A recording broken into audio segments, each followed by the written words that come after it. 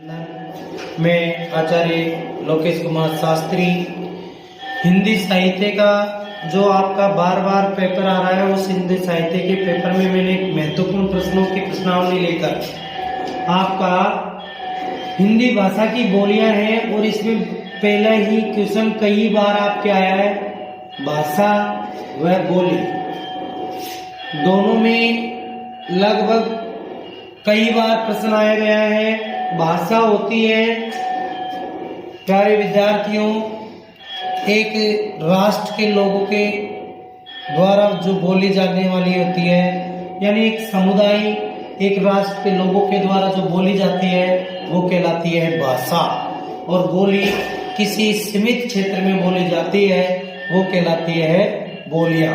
और बार बार आता है आपको भाषा और बोली में प्रश्न आता है तो आपको जवाब देना है सीमित क्षेत्र के लोगों के द्वारा मनगढ़ंत जो शब्द है और उनके द्वारा जो प्रचलित आम बोलचाल के जो शब्द है वो कहलाती है बोली। और भारत देश के जितने भी लोग हैं उन समुदाय के यानी समुदाय विशेष का बोध कराएगी, राष्ट्र बोध कराएगी, वो कहलाती है बोलियां। और मैंने इस बोलियों में जैसे हम बात कर रहे हैं राजस्थान की, राजस्थानी जो भाषा है राजस्थानी बोली है, इसकी कई बोलियां होती है विद्यार्थी, और इसमें से बार बार आपके प्रश्न आता है कैसे याद रखोगे राजस्थान की उपबोलियां। राजस्थानी बोली है, इसकी उपबोलियां होती हैं और इन उपबोलियों में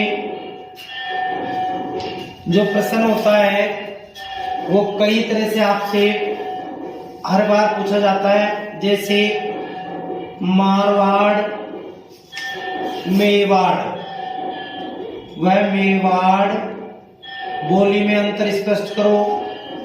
अब इसमें मैंने आपको एक सामने सहज और सरल शब्दों में एक बिंदु केंद्रित किया आपको कि राजस्थान की जो बोली है उसकी कुछ उपबोलियां है, तो आपको याद रखना है कि मारवाड़ और मेवाड़ ये दो प्रांत है, दो क्षेत्र विशेष है, और इन क्षेत्र विशेष में प्यारे विद्यार्थियों ये जो आते हैं इनमें आपको याद रखना है। देखो राजस्थानी की कुछ हम दो बोलियों के बारे में ले रहे हैं। मारवाड़ आपसे पूछा जाए तो आपको याद रखना है जो सी के पापा ने कहा बाजे जा, अर्थात जोधपुर, सिरोही, पाली, बाड़मेर, जैसलमेर, जालौर इनके द्वारा जो बोली जाती है वो क्षेत्रों में क्या कहलाती है मारवाड़ी बोली। ये बहुत महत्वपूर्ण है, ये राजस्थान की सबसे बड़ी बोली है, मारवाड़ प्रदेश के लोगों के द्वारा बोली जाने वाली। आपको इसमें क्या लिखना है विद्यार्थियों, जोधपुर, पाली, बाड़मेर, जैसलमेर क्षेत्र पर बसे हुए जो लोग हैं उनके द्वारा जो बोली जाती है उसे क्या कहोगे मारवाड़ी बोली। और मेवाड़ प्रदेश है एक, उसे कहते हैं मेवाड़ी, और मेवाड़ी कहते हैं उपराची। ऊ का मतलब आपको उदयपुर याद रखना है बच्चों, पै का मतलब प्रतापगढ़ याद रखना है, और रा का मतलब आपको राजसमंद याद रखना है। यानी उदयपुर, प्रतापगढ़, राजसमंद और चित्तौड़ के भूभाग पर जो प्रदेश बसा हुआ था उस प्रदेश का नाम था मेवाड़, और मेवाड़ के लोगों के द्वारा जो बोली जाती है उस बोली का नाम है मेवाड़ी। ऐसे विद्यार्थियों हम और बात करते हैं आपको सहज और सरल भाषा में काफी महत्वपूर्ण है शेखावाटी। राजस्थान की उपबोलियों के बारे में हम अध्ययन कर रहे हैं, और आपको याद रखना बिगचुआ बीकानेर के पूर्वी भाग में, चूरू में बीगे चुआ बीकानेर, चूरू और सीकर और झुंझुनू भी आ जाता है इनमें। इन प्रदेश के ये जो हमारे 4 जिले हैं, इनके लोगों के द्वारा बोली जाती है वो बोली कहलाती है शेखावाटी। और ढूंढ प्रदेश पर बसा हुआ हमारा एक प्राचीन महाजनपद का केंद्र विराटनगर, और उस विराटनगर के जो जयपुर है वर्तमान में, उसका नाम विराटनगर था। और वहाँ के जो लोग थे वो ढूंढाड़ नदी के किनारे बसे हुए थे, इसलिए वहाँ की बोली कहलाई ढूंढाड़ी। तो आपसे क्वेश्चन पूछा जाए कि ढूंढाड़ी क्या है? ढूंढाड़ी राजस्थान की उपबोली है और ढूंढ प्रदेश है, और ढूंढ प्रदेश के ऊपर रहने वाले जो लोग थे वहाँ की जो बोली कहलाई वो कहलाई ढूंढाड़ी।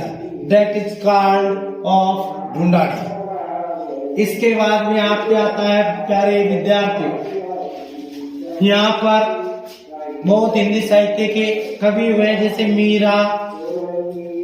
मीरा राजस्थान की बहुत बड़ी कवियत्री हिंदी साहित्य की। अब ये मेवाड़ी में आता है, राजस्थान का कबीर कहलाता है कौन? रज्जब दादू दयाल। कौन कहलाता है? दादू दयाल।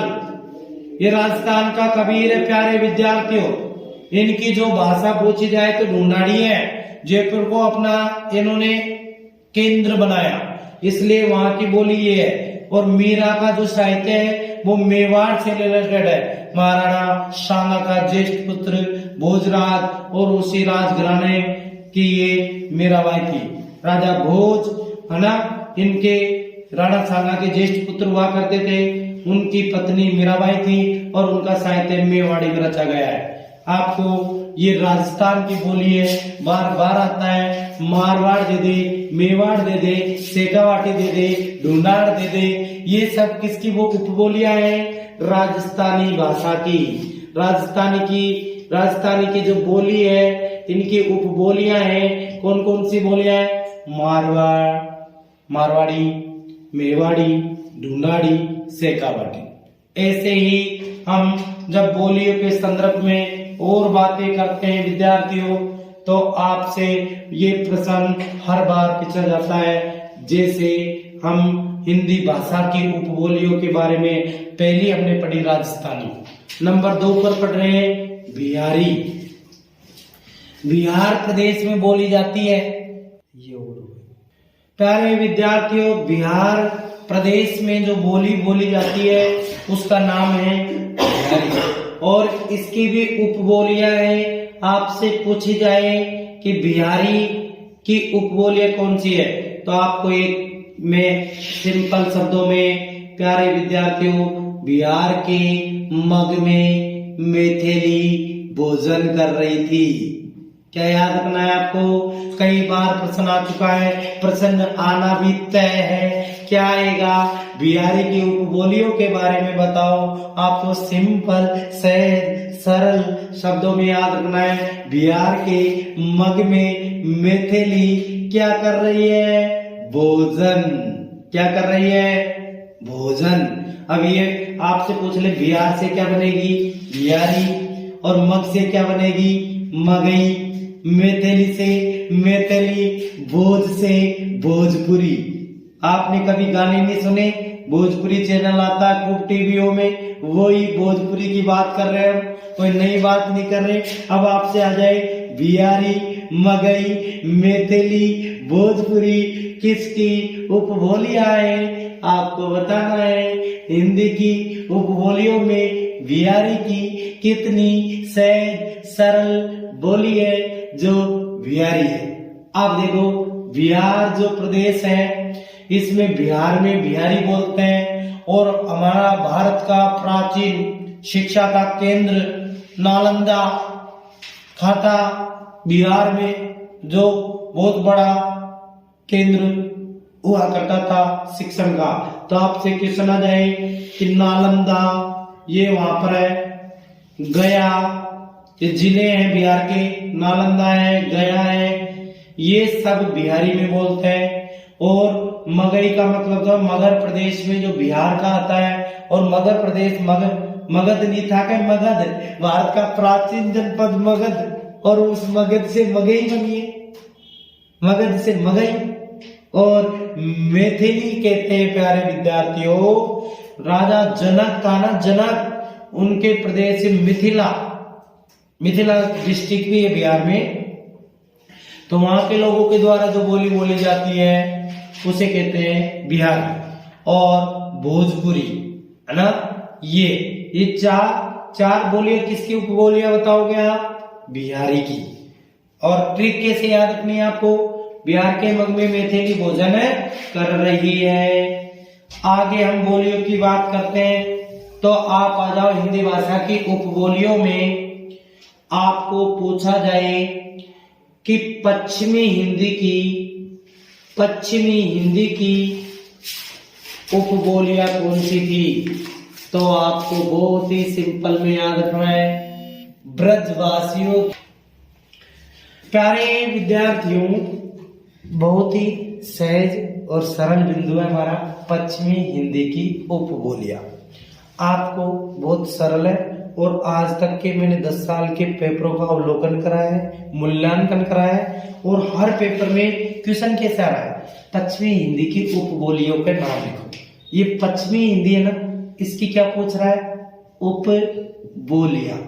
अब इसको मैंने, इस पर्सन को मैंने, ये मान लीजिए जड़ सहित उखाड़ दूंगा, और आज के बाद में आपके हृदय में जो भी शंका हो वो देखो। ब्रजवासियों के खड़े होने से ब्रजवासियों के खड़े होने से हरियाणवी कन्नौज छोड़कर बुंदेले भाग गए। हरियाणवी कन्नौज छोड़कर, क्या छोड़कर? कन्नौज छोड़कर कहां भाग गए? बुंदेले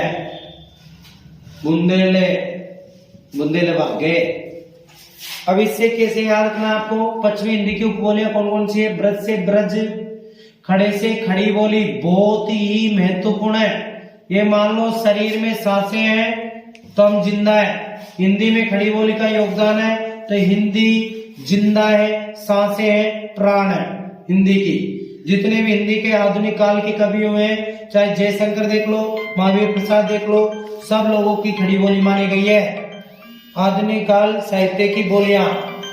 प्यारे विद्यार्थियों, पश्चिमी हिंदी की उपबोलियों में आपको याद क्या रखना है? ब्रजवासियों के खड़े होने से हरियाणवी कन्नौज छोड़कर बुंदेले भाग गए।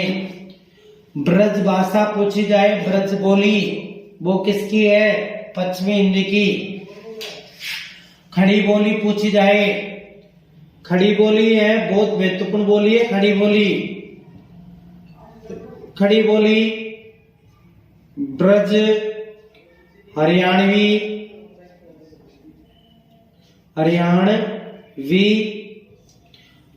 कन्नौजी, बुंदेली, ये बोलियां किसकी उपबोलियां है? पश्चिमी हिंदी की।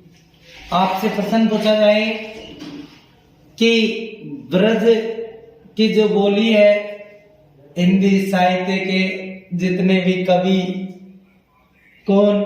सूरदास, उस सूरदास की ब्रज मानी जाती है, और उन्होंने तो ब्रज का कोना कोना झांक कराए थे।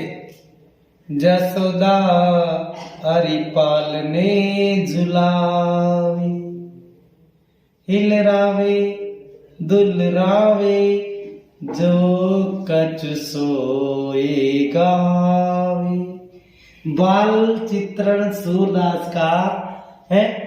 जसोदा भगवान कृष्ण की माँ, और उनका सुंदर वर्णन हमको ब्रज में मिलता है। खड़ी बोली जो महावीर प्रसाद द्विवेदी हमारे हिंदी साहित्य के मूर्धन्य साहित्यकार हुए, उन महावीर प्रसाद द्विवेदी ने खड़ी बोली का सुंदर वर्णन किया। हरियाणवी किसे कहते हैं? ध्यान देना विद्यार्थियों, हरियाणवी। हरि यानी कृष्ण, यान यानी यान, भगवान कृष्ण का यान उड़ता हुआ चला गया था, इसलिए उस बोली का नाम पड़ा हरियाणवी। और वो बोली आती है ईरानवी। तो ये पश्चिमी हिंदी की बोलियां हैं विद्यार्थियों। एक बार से फिर आज का बिंदु जो हमारा आपको पड़ा हिंदी भाषा की उपबोलियां। अब मैं आपको लेने जा रहा हूं हिंदी भाषा और एक है राष्ट्रभाषा। राष्ट्रभाषा है हिंदी की, उसके अनुच्छेदों की हम बात करते हैं तो ये प्रश्न काफी महत्वपूर्ण है कि आर्टिकल अनुच्छेद 343 से लेकर के 351 तक हिंदी भाषा को राष्ट्रभाषा बनाने की बातों का उल्लेख हुआ है। आपके क्वेश्चन आ जाए प्यारे विद्यार्थियों कि हिंदी भाषा राजभाषा है, राष्ट्रभाषा है। इस हिंदी भाषा के जो अनुच्छेद है वो 343 से 51 है। 343 में 343 अनुच्छेद में हिंदी भाषा होगी और इसकी लिपि क्या होगी? देवनागरी। देवनागरी वेरी वेरी महत्वपूर्ण प्रश्न है। कोई दुनिया की ताकत नहीं जो टाल दे। क्या भाषा व बोली?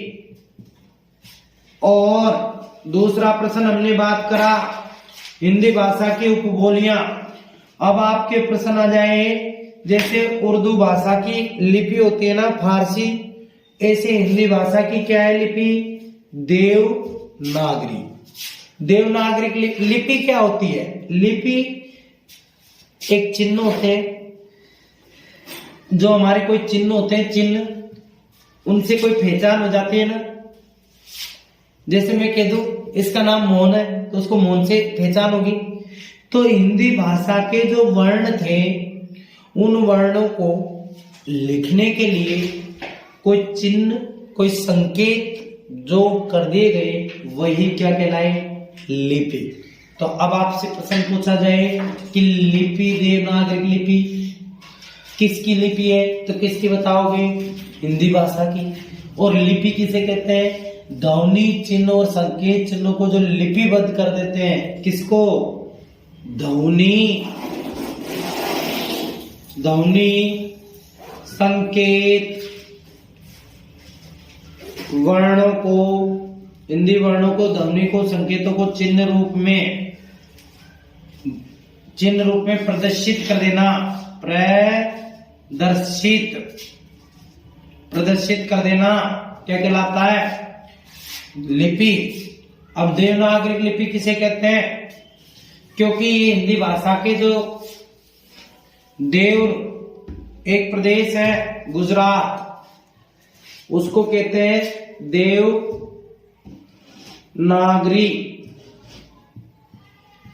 यानी देवनागर ब्राह्मण, नागर ब्राह्मणों के द्वारा।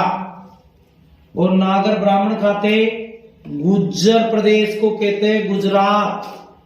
गुज्जर राजा भोज गुजरों का जो आराध्य देव हुआ वो उज्जैन में हुआ था, और उस के जो अनुज थे वो ब्राह्मण थे।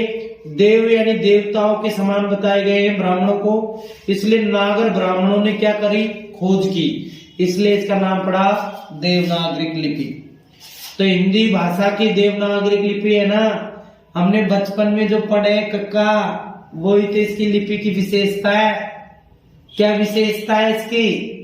नंबर 1, ये स्वर में व व्यंजन में क्या है? विभक्त। स्वर आप अच्छी तरह जानते हो, खूब पढ़े। ए, आ, ई, उ, ऋषि, ये क्या थे? स्वर। और कै कबूतर, खरगोश क्या है? व्यंजन। तो क्वेश्चन पूछा जाए देवनागरी लिपि की विशेषता क्या है? क्या लिखोगे?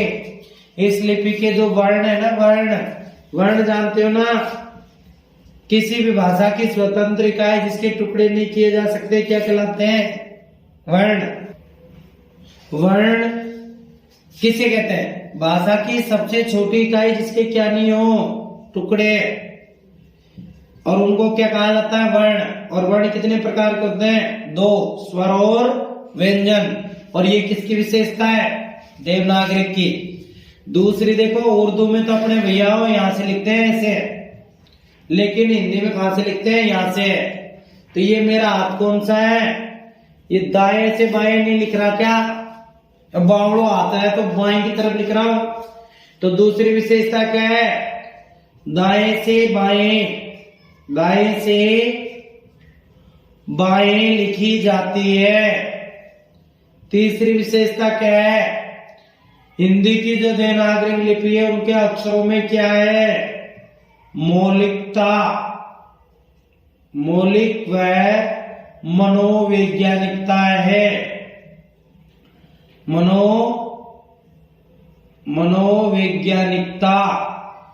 मनोवैज्ञानिकता किसमें?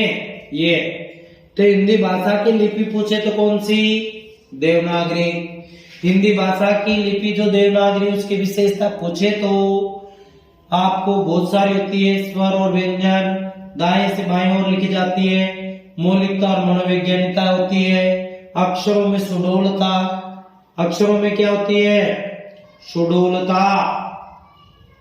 अक्षरों में सुडौलता